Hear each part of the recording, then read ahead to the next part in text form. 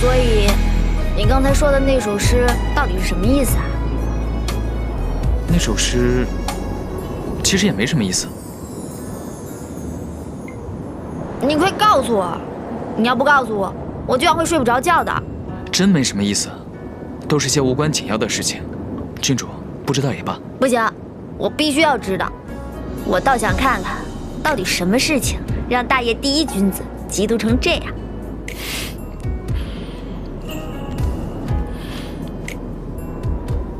画画，你可知，男子求娶须有6礼，除了纳职以外，其余的5礼都需要活着的鸿雁。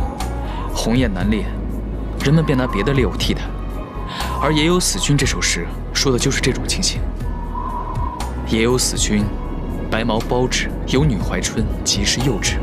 讲的就是这诗中的男子拿着白布包着的猎物诱惑那怀春的女子。你们文人怎么会这么想啊？所以你觉得我接受了10斤的猎物，就是被他勾引了？不是勾引，是诱惑。有区别吗？哎，那你问我是否把诗中说的都经历了？那后面又是什么？后面不重要。啊，你跑什么呀？真不重要。告诉我。郡主以后就知道了。以后？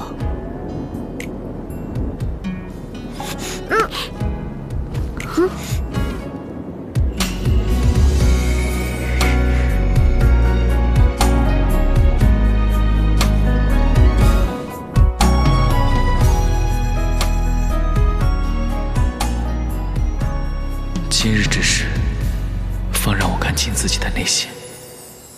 花花，我定10里红妆一品。荣夏，你为什么要这么折磨我？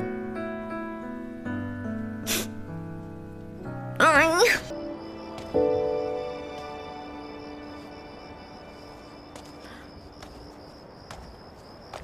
看什么看啊你？他这回可没送我猎物啊！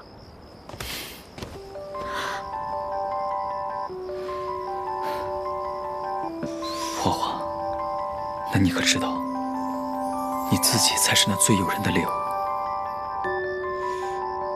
可是我这个猎物，不是谁都能猎得到的。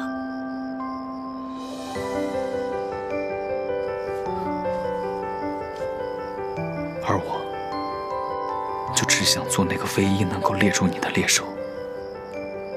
从今往后，你的眼里只许有我一个人。